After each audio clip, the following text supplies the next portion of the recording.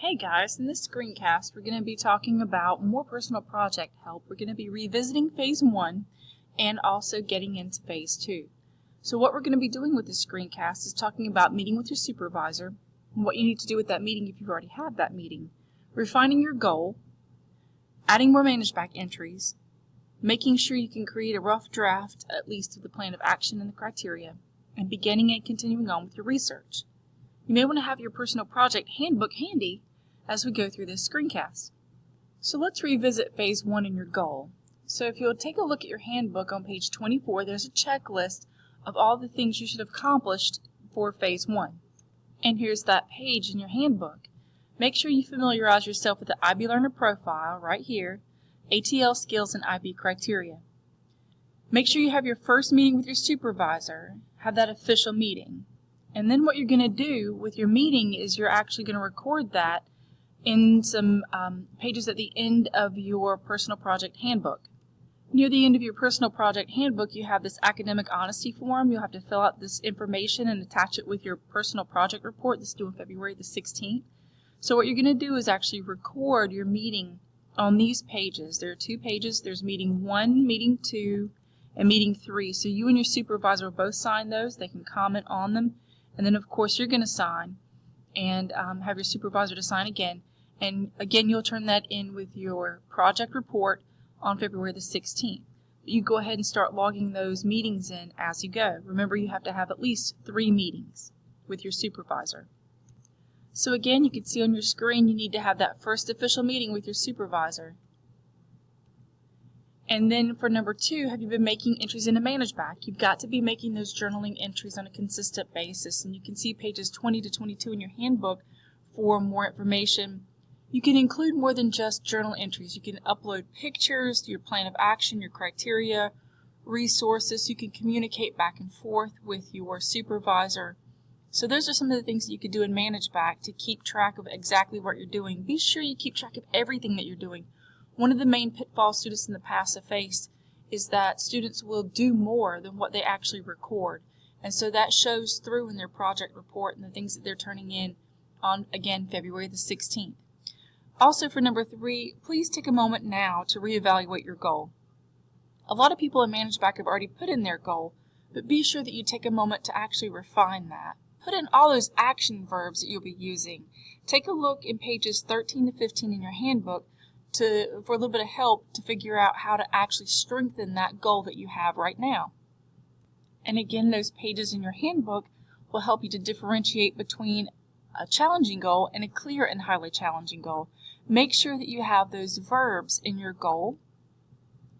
And then on the next page, you have some examples in your handbook of what some highly challenging goals look like. And there's some on your screen. So here's the problem again that a lot of students have faced in the past. They'll have a highly challenging goal, but they won't state it outright. So take the time now to really refine that goal. Even though what's going to be graded is your project report, if you'll take a moment now to really refine that goal and put that into manage-back, then that's something you can consistently be working toward, and also things that will be related to your personal project process journal entries as you're writing them.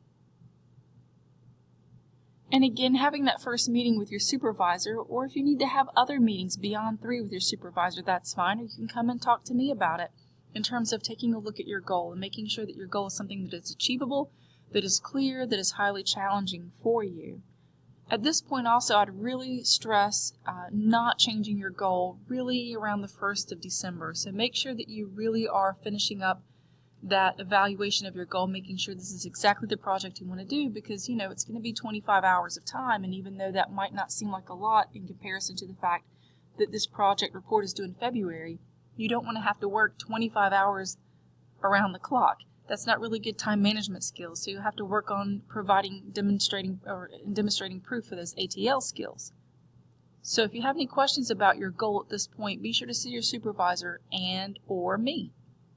Did I say add manage-back entries? If I didn't, I'm going to say it one more time. Add those manage-back entries to your process journal. Make sure that those journal entries are reflective, that they meet the ATL skills that you're going to be assessed on in the IB project report rubric.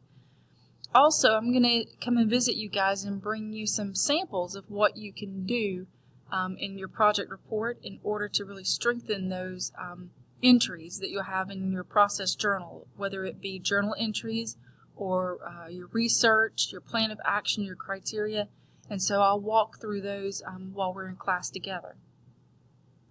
And so I have a sample again. This is a manage back page of just a random person. I don't know whose it is because I've blocked the names out.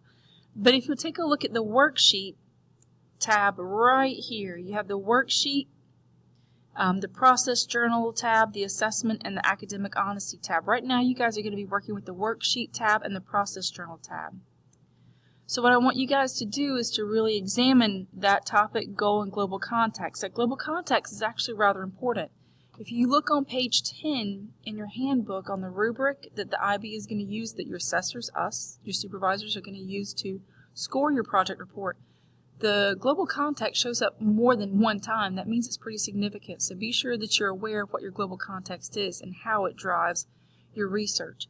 And we'll be talking about that also together in class. But again, I wanted to stress that you're going to be working on your worksheet tab and your process journal entry tab and manage back. So when you go to your process journal tab right here, you can definitely click on that and it'll take you right here to where your process journal entry is, and you can click on add a new entry.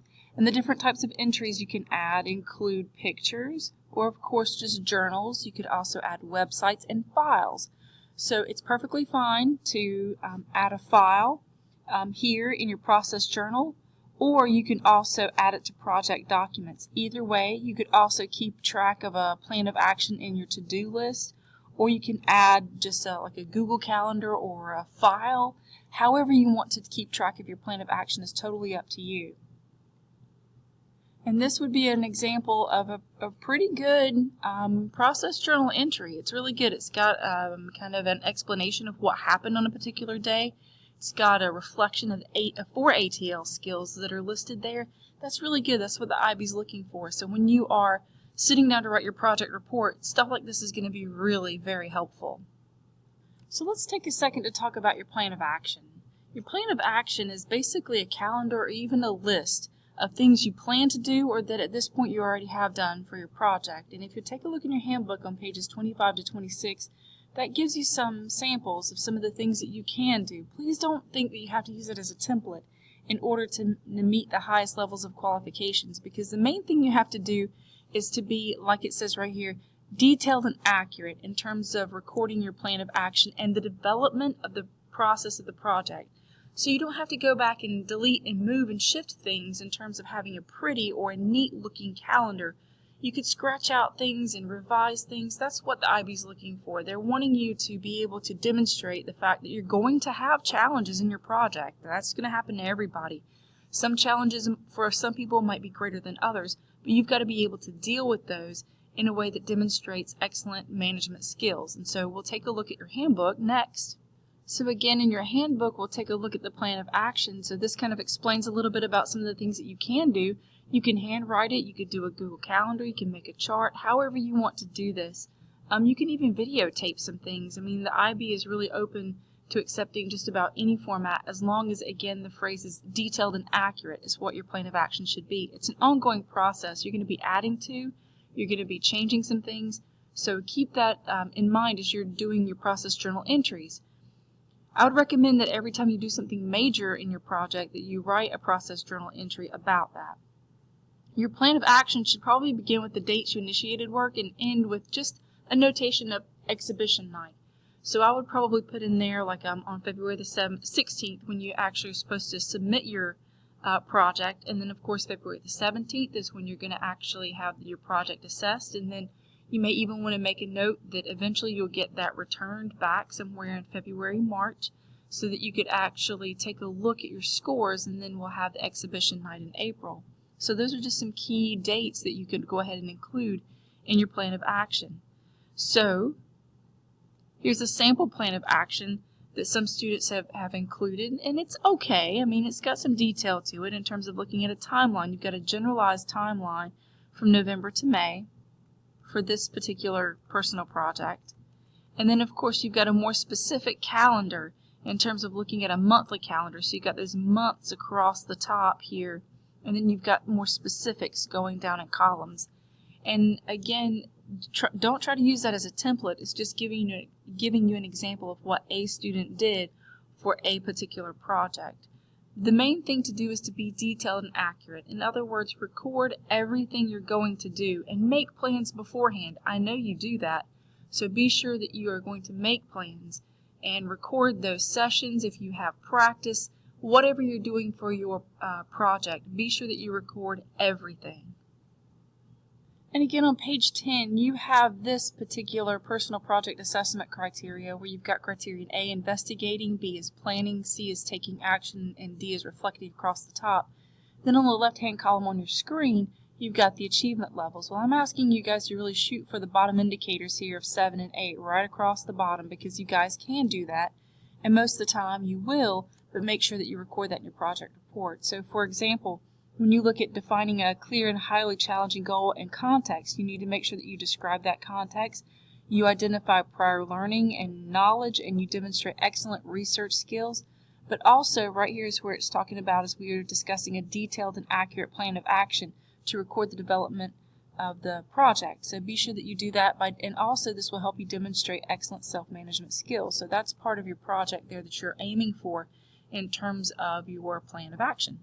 And so for your criteria, you're going to create your own criteria. Even though your supervisors are going to assess your project report, of course, according to the IB rubric, you're going to create your own criteria so that you can measure your product. This is how you know if you're accomplishing your goal. So it can be a variety of things, and don't think that it has to fit in a perfect box. It could be a rubric, it could be a list. Basically, you're going to evaluate your own product against this criteria. So make sure, indeed, that all components are assessed. A lot of students have had trouble with that in the past, where, for example, if they're creating a product like maybe some sort of pamphlet, and they want that pamphlet to be usable by teenagers, ages 14 to 16, who are female, for example. They never get any feedback from that particular group, and so that's been hard to score that at the highest levels of achievement when you don't even measure your product against your criteria. So be sure that anything that you're going to put in your criteria is something you're actually going to assess and use against your product. So again, you can take a look at your handbook in page 10 for the rubric. So for example, criterion B1 assesses developing a rigorous criteria, and criterion D1 requires you to evaluate your own product against your criteria. So on the rubric twice, it's pretty important. And again, on my screen right here is where you see the development of criteria, but this is achievement levels 1 to 2. So really we're looking at developing a rigorous criteria right here, levels 7 and 8. So that's where you should be. And then of course over here, 7 and 8 for criterion D for reflection, you're going to evaluate the quality of your product against your own criteria. Should you always meet your criteria levels at the highest degree? Yes, at this point it should be something that you can do and something you can accomplish. If for some reason you don't do as well, then make sure you reflect on that, but it should be something that you really have no control over. For example, if you're trying to train an animal to do something and they don't do those things that you expect them to do, it's not really because you didn't work with them, so it wouldn't be your fault necessarily, but something else is going on there, perhaps with the animal that's out of your control. That's something that's appropriate to reflect upon, as opposed to running out of time and you didn't get time to plan and host this party and event that you wanted to do for your personal project. That's not acceptable in terms of looking at time management and also creating a project for you to use. And in the examples that I'm going to give you guys, the sample project from the IB is about basically a rocket design. And you can include up to 10 process journal entries. They can be actual journals, or they can be pictures, or they can be files like this student has, which is the criteria. So this scored straight 8s across the board. So if you'll take a look, you know, the student has initial specifications, but then also had changed a few things. So analysis of changes there is at the bottom. So again, this is going to be in the samples that I give you, and we can talk a little bit about those. But that student includes very specific criteria by which he will assess his own project, and he does a good job. So in the next screencast, we'll take a look at your research. That will be part 2 for the screencast for phase 2.